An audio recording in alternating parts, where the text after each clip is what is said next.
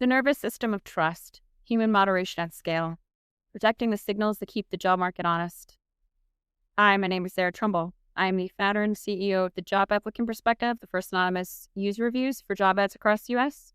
This level of go-to-market awareness and for what I consider the future of HR tech, In the last several posts, I've been articulating my vision for the job applicant perspective in the future. And this part is meant to answer part of the question about moderation, how we approach it, how we think about it. Because I've talked about how to measure trust, how to present the data, the architecture of modern tech, and how it allows you to present data in different ways. And then this one is, and previously was about anti-gamification, and this is about moderation at scale. It referenced a little bit to a Wikipedia of online hiring, where I talked about the Lost Whisper network, but how do we become a non-extractive platform at scale? That's the kind of way I'm thinking about it. Again, it referenced also related to Zohra Mamdani talked about this, that there's almost like people fail to imagine almost. And I kind of agree. And this is meant to spark imagination. So again, it comes from my Substack, comes out video to audio, and yeah, I'll just get started. A human vision of a platform constrained by trust. Jacob spent an hour applying for a role he was excited about. 3 weeks later, constantly checking his phone, silence. For him and millions like him, these tiny erasures add up. At the Job Applicant Perspective, moderators notice patterns like Jacob's before they accumulate into market-wide dysfunction. They're not janitors. They're the nervous system alerting the larger network of patterns arising in the data that deserve attention and consideration from the system and the users who rely on it. Most platforms treat moderation as cleanup. Someone breaks the rules, someone reports it, someone removes the content, repeat. That model assumes harm is loud, obvious, and rule-bound. Moderation at scale is a challenge into its own right, because in hiring markets, it almost never is. Here, harm shows up quietly in lost time, false hope, shifting goalposts, bureaucratic fog, and systems that extract effort while denying clarity. Genuinely, people who say that LinkedIn is professional or isn't dysregulating clearly aren't looking for work there. Like, it's just dysregulating in a covert way. It's truth social in a covert way. Which means moderation and hiring markets, if you're trying to have a real proper one here, it cannot just be reactive. It has to be interpretive, predictive, and protective. And that changes who should be doing it and how. If keeping trust with the users that drive our value is the core resource for their engagement, then moderation is not overhead, it is infrastructure. I cannot overstate here too. It's occurred to me that so many people are misunderstanding that. The users that drive our value in this case are job seekers. I drive hard and fast straight at the job-seeking population on purpose, very much so. The same reason that Disney drove at kids, they didn't drive at parents. The same reason that De Beers drives at women, not men. It's on purpose. Because I'm trying to solve hiring problems, not monetize their existence. It is infrastructure. The Job Applicant Perspective does not approach moderators as janitors clearing up messes. We see them as frontline guardians of market integrity. I mean to sell trust, just like the newspaper did, so I can achieve matches and engagement through community. And if I want trust and engagement through community, I need to describe how, outside of the gamification, how we're going to stop shenanigans at the top level. I'm going to speak to my previous paper, Lack of Empathy is a Hallmark of a Market Without Trust. How do I provide empathy at the human layer, but still keep it, empathy? I see empathy not as, empathy doesn't guarantee good signal. You can still have shenanigans with empathy. People do covert, narcissistic stuff, whatever. But empathy is a prerequisite for any good signal. Who this is for? Anyway, I'll get into it. Job seekers, understanding how the job applicant perspective avoids becoming another extractive platform at scale. Investors and public policy leaders exploring how human-centered moderation can scale without degrading signals, centralizing power, or collapsing it into automation and burnout. Employers and the public, seeing how the job applicant perspective works alongside existing systems while steadily shifting market incentives towards trust. System designers and platform builders studying how lived experience can function as operation infrastructure in high asymmetry, trust-constrained marketplaces. The problem: why traditional moderation fails in labor markets. Most platforms treat moderation as rule enforcement, assuming that content moderation equals trust moderation. Rules equals safety, enforcement equals protection. In labor markets, these assumptions break down. Why? Harm here is ambient, not discrete. It accumulates through lost time, false hope, and procedural flaw rather than arriving as a single violating event. Exploitation is embedded in process, not posts. A system can extract labor without breaking a single explicit rule. True. And manipulation is statistical. The aggregate effect of many small decisions cause damage that no individual action can make visible. This means rules alone cannot create safety. You need people who understand relational dynamics, systemic power, and how harm propagates quietly. The consequence: moderators are not janitors. They are the frontline nervous system of the job applicant perspective platform. The system cannot protect its users without the humans who sense harm before it escalates. The human layer: incentives, vulnerability, and power awareness. Structural and relational problems require human solutions, and humans whose incentives are aligned with the people most at risk. In two-sided markets, a critical distinction shapes outcomes. Whose problems do vendors prioritize? We see two archetypes. First, coordination markets. Vendors prioritize the user experience and needs of the non-paying end user. Think Disney, Flower Shop, Etsy, or De Beers. I said it the same, I'll say again. We're running hard and fast at job seekers, not employers. Because the only way to have a labor market without a captive unpaid workforce is to give job seekers options to user acquisition. That has to happen. Is to deliver the relational coordination, profit comes from improving the end user's experience, job seeker's experience, in order to deliver the relational coordination the paying customer purchased. That's how you get coordination, by meeting those needs. I genuinely think all two-sided markets exist, not because there's a paying customer, but because there's somebody the paying customer is willing to spend money on, period and full stop. They exist because of the non-paying end user. If the vendor wants to meet the paying customer's need in relational coordination, you have to meet the needs of the end user. But there's another type of two-sided market, identity market. Here, vendors prioritize the user experience and needs of the paying customer. Think red pill style dating coaches and their focus on high-value women. Profit from exclusivity and filtering low-quality matches. While the paying customer may desire relationship outcomes, in a two-sided market where profit revolves around exclusion, the product being delivered is actually identity. Think about what exclusivity is, but you're the right type of people to be on this side of the gate. Unlike its identity, unlike coordination markets where valuing the non-paying customer generates profit, in an identity market, the devaluation of the end user is the profit stream.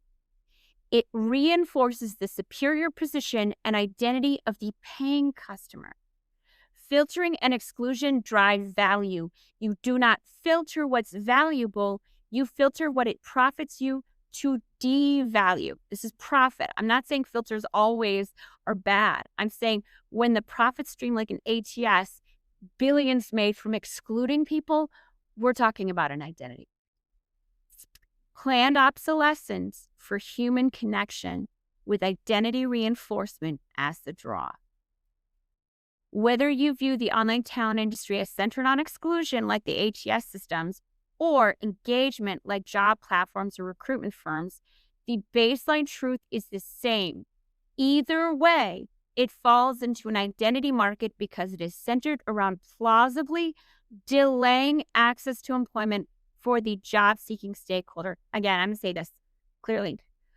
In a market where there's structurally non-existent user experience for half the stakeholders and well over 95% of its users, the only way to drive engagement is through delaying access to employment. That's it. That's the way. That's how you drive engagement. Delaying access to employment, which also is going to mean, because you delay access to employment, or you tell people how they're not doing it right yet, how they don't understand it. Be anxious about this. You don't understand this. Be freaked out about this. It's economic, like, abuse, and it is also like psychological abuse at some point. That's the only way to drive engagement when there's no user experience, when you're not allowed to care about it because of the culture, the professionalist norm. That's the only way to drive engagement is through psychological or economic harm to the job-seeking population. So whether you view them, the baseline truth is the same either way. It falls into an identity market because it's centered around plausibly delaying access to employment for the job-seeking user, aka economic and thus psychological harm to the job-seeking stakeholder they require is the profit stream for most of the online talent industry as identified in their own publicly available fiscal year reports around revenue generation. For example, Recruit Holdings, fiscal year 2022, HR technology for Indeed and Glassdoor, fiscal year 2022, $8.243 billion US dollars. Did they bring $8 billion in value to the job-seeking users that drove their value, or extract it from their unpaid time and attention? If we don't know, how is that not already the answer? In no coordination market is $8 billion allowed to be spent on gift cards to restaurants that can profit by serving customers empty plates. Genuinely, it's an identity market. And that also explains you only care about, people tend to hold themselves accountable to people within their identity group. Like, red pill men hold themselves accountable to other men. They don't hold themselves accountable to women. Like, people in different identity groups hold themselves accountable to people within their identity group. It's only people they feel as lower down the ladder that are required to hold themselves accountable to the whole of humanity. This is an identity market. It explains why people aren't saying it. It's one-sided, two-sided market. I think I'm going to write about this the next one, but I have a theory too that, like, the newspaper, when it came to the labor market, they didn't sell matches. They sold trust. When it came to the job market, they sold trust, and therefore they drove engagement through community, and they made matches, and they drove engagement through community. If you sell trust, the matches make themselves. If you sell matches, you actually produce identity. Identity for employers. You know, you're on this side of the gate. You're really special. You need this really important ATS system to only get the top 10% of candidates or whatever it is, you know? And, you know, you're very special. And, you know, they're just lazy, talent shortage, you know, skills gaps. What is that but identity signaling? And it's so painful, isn't it? That means you don't want to be on that side of the gate. You don't want to meet that identity, do you? You know? And for job seekers, the same. It's an identity signal. Oh, here's another badge for you. Like, here's another, like, credential for you to get. Here's a way to perform the right identity for the algorithm so you can get through. You end up performing for the person in the middle, not for each other. You produce identity signaling because you don't have trust. I think they sold identity. They sold matches, so they produced identity. If you sell trust, you produce matches. So this is the theory. You sell matches, you produce identity, and you drive engagement through hiring inefficiency. You sell trust, you produce matches, so you need to drive engagement through community, which is why I'm talking about this moderation piece. Anyway, I'm going to write about the next one.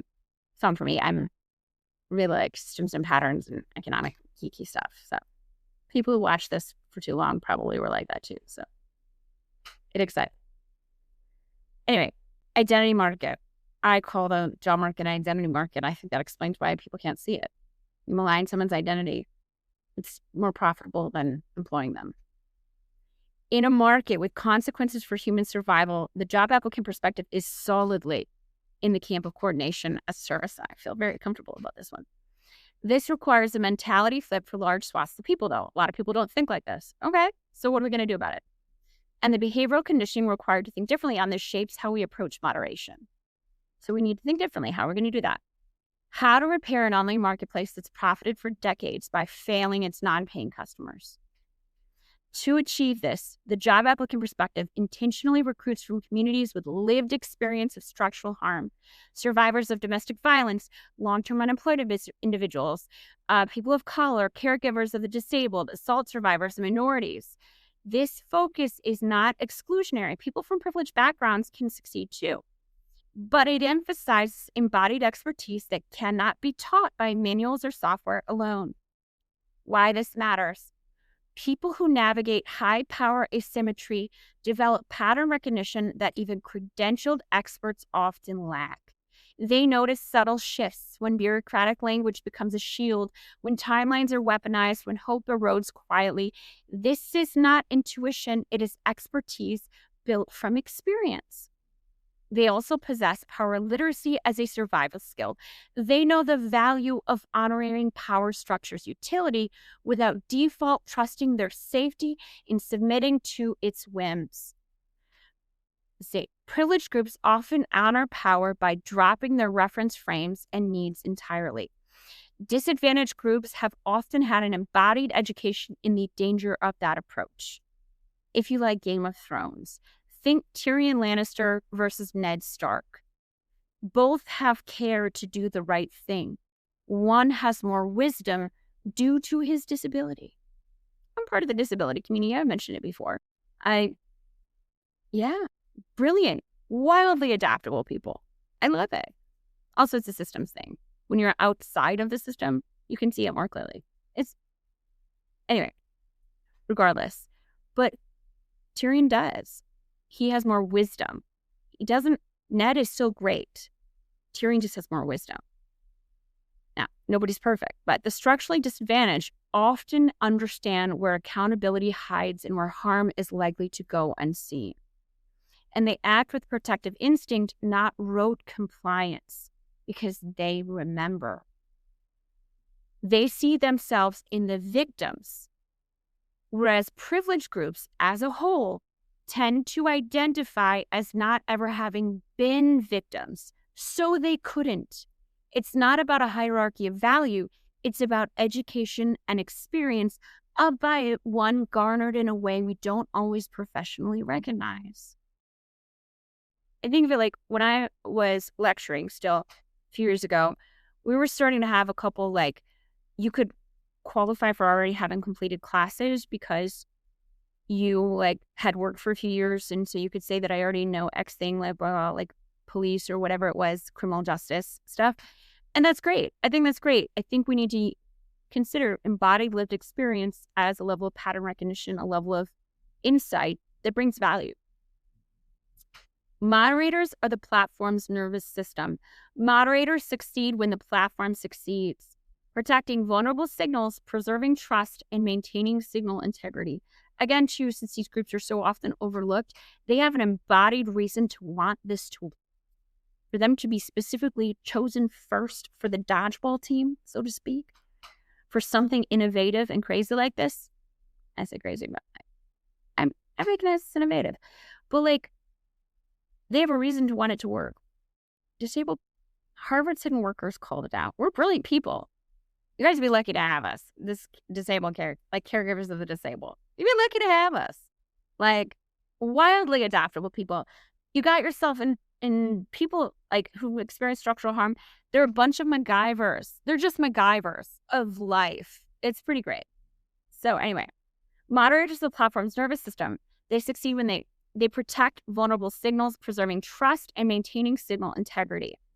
Human network functions as both pattern detector and moral compass, not by moralizing, but because attention is focused where it matters most. Why this is hard to game. Traditional moderation is centralized. That means find the rule, exploit the rule, scale the exploit. All right. Excuse me. The job applicant perspective's moderation vision, like other aspects of the decentralized job market governance, is polycentric. I like Ostrom. I think she's right. So in the internet age, you don't want a single tap. You want a web of interconnected things. Different lived experiences, different threat models, different pattern detection styles, different emotional radars. The domestic violence survivor watches for coercion. The disabled moderator watches for bureaucratic exclusion. The caregiver watches for time extraction. The long-term unemployed watches for hope erosion. The goal is compassionate steel. Compassionate steel. Blind spots that do not overlap. It is not about centering people only on their trauma-based insights or ignoring algorithmic AI-style knowledge. It's about recognizing that lived experience is a value add, not a morality add. A person who has an experienced structural harm of any particular nature walks the world with a skill set they could not turn off if they tried. Like with bilingualism, people working a front desk who speak other languages are not a liability. They are an asset. They are an asset. I reference hidden workers. They were right. They were right. People approach hiring the long-term unemployed as if it's like a morality thing. You shouldn't. I mean, like, sure, morality is great. I agree. That's also good. But if you think about the incentive structures, they have such an incentive to do well for you because they want to do well. Everybody wants to feel valued. Everybody wants to be able to pay rent. Everybody wants this to succeed. Like, that's what they want. In this kind of scenario, they have the same incentive. They all have different reasons for wanting it. The caregivers of the disabled have plenty of reasons, especially right now with healthcare and whatnot, to want it to work, to have an vested interest. People in domestic violence shelters have a vested interest. Like, they have a vested interest to make it work, to make something innovative and unexpected work. But they also have the skill set to be able to make it work. I think of like Ender's Game. The guy who, in Ender's Game, when they take all the misfits and join them into Ender's group there, yeah. Like, it's not about like somebody being better than somebody else. It's about expertise and experience. It's about education, about when garnered in a way you don't think, usually. So and I'm not saying I would just focus them only in the areas that they were traumatized in. No, that'd be foolish. I'm just saying the same thing I'm saying here. Like with bilingualism, people working front desk who speak other languages are not a liability. They are an asset. This creates multi-angle surveillance of harm as well as error correction within one's own team. It's like what I mentioned in the Wikipedia of online hiring. A lot of times, discrimination is not about desire to harm somebody. I'm not out to get a person of color as a white person. I failed to consider them. And then I scale that in that failure to consider. Or I fail to consider a veteran. I'm not a veteran. I don't know what it feels like to be a veteran, and then I scale that and then I create harm without realizing it. But by having a diversity of groups of people, someone to call me, to check me on the things that I don't consider because I don't have that experience. I don't have that education in being a veteran or being a person of color, stuff like that. So they do. Why this is practicalism. Equally important, it introduces divergent insight layers that prevent gamification of the data. I like to put my ideals with the right incentives. I don't think you need to punish bad behavior. You need to structure incentives that the ideals meet the situation. I don't know how to say that better, but I'm going to say it here.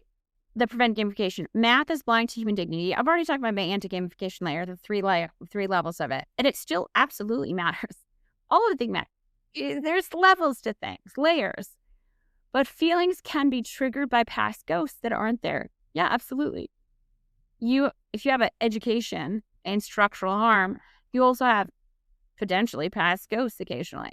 So it's worth thinking on. Signal gates of data entry can be faked by PR departments and AI bots. Yeah, sure. I agree.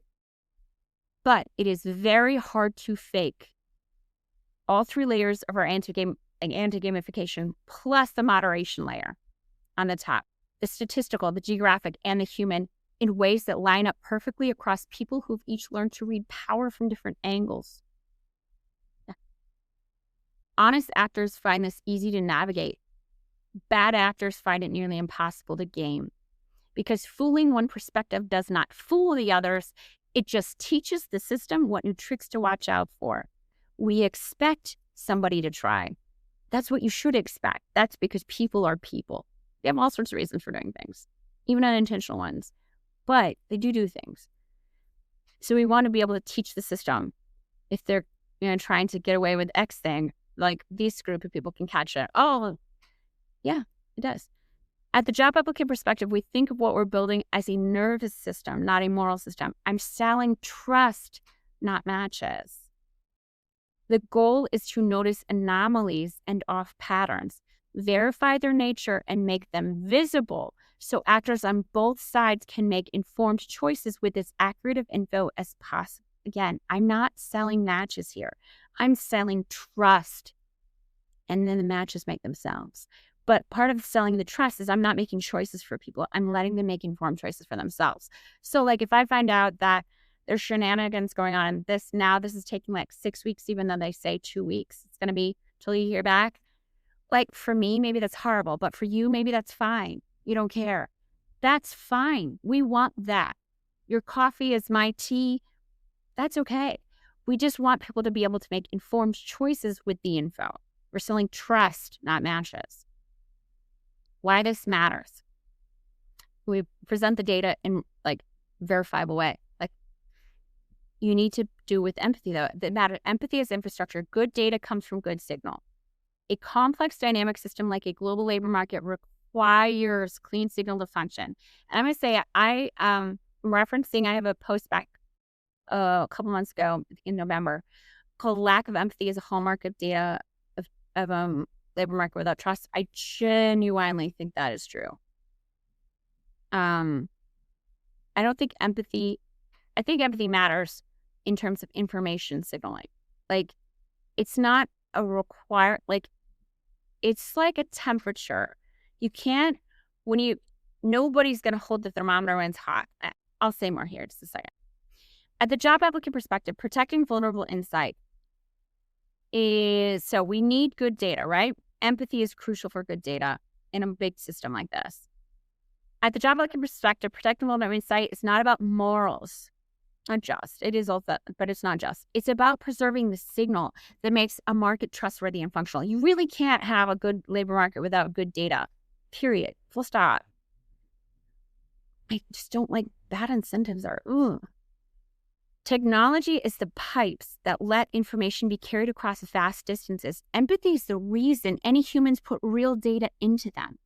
Why would I tell you true things if I get mocked or shamed for doing so? The bad thing has maybe already happened. Why would I say more? Better to keep silent or gloss over. That's just bad data. And on the other end, maybe I don't think well of you. Why would I listen if you say anything? Because the fact of you saying anything means I don't think it's worth listening to because I don't respect you. Lack of empathy is lack of data transmission, lack of good data. It's bad data. Now, I'm not going to say by any means that the presence of empathy means the data is perfect. God, no. That's why I have the anti-gamification leaders and more like that, and why I'm having the moderation on purpose with people with diverse insights into different topics. On purpose.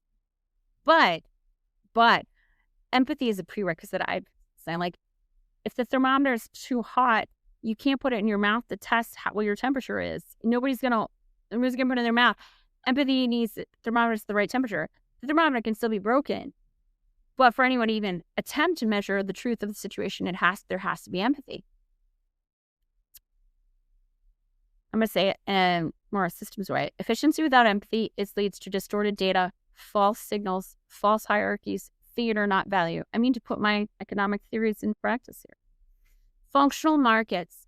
Empathy leads to vulnerability, leads to honest signals, leads to trust, risk, and innovation. Collapsing digital markets. No empathy, erasure of witness, defensiveness, performance, no trust, system failure. Again, erasure of witness. We are building trust. We're selling efficient hiring solutions, so we're building engagement through community. So we don't erase witness. We make it present. That's the goal, for there to be witness. The goal for there to be insight. The goal for there to be a Wikipedia of online hiring and Google Maps of online hiring. We don't want to erase witness. We want trust. Trust, empathy, all the things, In other words, empathy acts as a data integrity function. It's information accuracy, information symmetry. One of the information asymmetry is lack of empathy. Protecting vulnerable signals preserves trust and functional decision-making. It's not the only thing. It's definitely one of the things. That's why I get people more sensitive to good things. Break signal integrity and the market decays, regardless of rules, enforcement, or platform logic. Break signal integrity, the market decays. Period. Empathy from the moderators is part of that. Consideration from the moderators is part of good signal. This is also why the structure is so defensible at scale. You cannot train lived experience. You cannot buy it. You cannot algorithmically simulate it. The cognitive diversity, pattern recognition, and structural insight that comes from this human layer is not replicable through capital alone. That's not just a value statement. That's a competitive moat. People said to me before, how are that going to scale over time? I mean, how many people can you find that have that experience? Are you kidding me? Harvard listed 27 million Americans who are long-term unemployed in the U.S. alone. That was definitely an undersell of how bad it is. So but it's at least that. Say, I don't know that for sure. I'm guessing that. But 27 million. Say we believe that for sure. At least 27 million in the U.S. It's far away. I don't need 27 million people to work for me. If I only just take from the long-term unemployed, of more than enough people for ages. And there's all sorts of different sorts of structural harm. It's what I said about before. I want to try to meet different points there to try not scale bad ideas. So I put some references here: Resnick and Zackhauser, Granovetter, Ostrom. I apologize again if I butcher people's names. I learned by reading, not by hearing, so sorry. Dr. Incentive Lineman from Axelrod, Kidder, also on Bessel Vanderkook, The Body Keeps Its Score, something like that. Signal integrity underpins functional markets. McKay I have on there too. And then some of my own work from my Substack, SRN, OSF, and Sonodo. Because, I write academic version, white paper versions of the stuff that I do here. Because, paradigm shifts, meeting people at different registers. Each repository contains most of the aspects of the architectural systems theory work I've done in labor market economics. The goal is vetting and discussion and learning. The job applicant perspective today and tomorrow. While the vision for TJAP includes a human-centered moderation network, a polycentric trauma-informed nervous system detecting subtle harm, the practical reality today is still foundational and highly valuable. All employed at the job applicant perspective are trauma-informed, but moderation currently takes the form of HCI, linguistics, computer science, and mathematics, rather than a full network of lived experience moderators. Or MVP is what it is. This isn't about creating a perfect information system. It's about creating a better one that exists now. Right now, the job applicant perspective is at MVP level, the Yelp version of itself, neither the trust stock market, nor the Google Maps, nor the Wikipedia. But what TJAP does today is two-sided reviews and responsiveness, repairs erasure of witness. Oh, it's such a terrible idea. The only market for human survival, and we ask people to counter it all alone. It's so backwards from reality. In no other human civilization have we formed a civilization in order to throw people alone to survive. Instead, whenever it's a survival situation, we put people in groups. This is so upside down. Two-sided, okay. Human network,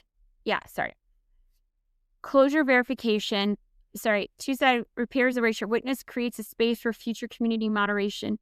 Closure verification breaks digitized deference loops, apply weight. Ghost TJAP is at MVP stage, but the direction is clear. Again, also, I think most of the job-seeking workforce, 50 million Americans at least, have, CPTSD from this market, for sure. Human network is as an adaptive immune system. Moderators cross-review, learn, and respond collectively. Alignment of incentives. Success is measured not by volume, efficiency, or raw revenue, but by protection of vulnerable signals and preservation of trust. Preserve the trust, everything else will follow. Polycentric governance, decentralized oversight, prevents capture, reduces blind spots, and maintains signal integrity at scale. Future potential: with funding, we can deepen pattern libraries, expand cross-training, and reinforce the nervous system of trust so that scaling preserves, not dilutes, the platform's integrity. The job applicant perspective works because it aligns incentives, respects lived experience, and preserves good data. This is a platform for trust, not just transactions. And in doing so, we create the market value employers and job seekers both need. The engagement metrics investors require, and these social community networks, they make a healthy long-term global market structure via repair. Bottom line, moderation is not a feature, it's infrastructure for market trust. The job applicant perspectives moderators are not gatekeepers, they're guardians of economic, civic, and social dignity. Jacob eventually found a role, not through TJAP. TJAP didn't exist yet when he was checking his phone into silence. But the platform we're building is for him, the version of him who applied next time, who got insight, who knew the timeline was real, who wasn't left wondering if he disappeared into a machine. Markets work when people trust them enough to participate honestly. Jacob participating honestly, putting real effort, real hope, real time into an application is the signal the market needs to function. Protecting the signal is not charity. It's how you build something that works. Yeah, well, that's it. Sorry, it's a really long one. I think my next couple are going to be about coordination versus identity markets. It's my original theory. I feel so audacious about some of this stuff, but I don't know how to stop it because in the end, like, I think of myself as a linguist of economics in a way. Like, instead of like top down, I have the right degrees. It's bottom up pattern recognition and applying systems theory to it instead of moving it through math and social science into. That's the idea. But I don't know. It's paradigm shifting times. I guess we're going with that. But coordination versus identity markets, those are probably the next couple related to that because I think I'll make a case till the end of time about how the online hiring market for the last 2 decades has been an identity market since hiring went online. It lost labor market quality when it lost trust infrastructure for 95% of users. When harm to the job-seeking workforce is not a constraint on the profitability of talent vendors, harm to the job-seeking workforce, aka half the stakeholders and well over 95% of the users of the market, is not a constraint. It is not a labor market. It's an identity market. It's what it is. So we can't do that anymore. It's a bad idea. We win poorly. We shouldn't do that again. So yeah, that's the idea. Please like, follow, share, repost. I don't know, send me a comment and a thought. This is the idea. I want to talk about the future, the vision. You know, there's always room for growth and shift, but like this is the direction we're going. I think it's the future of the HR tech. So thanks. Have a good one.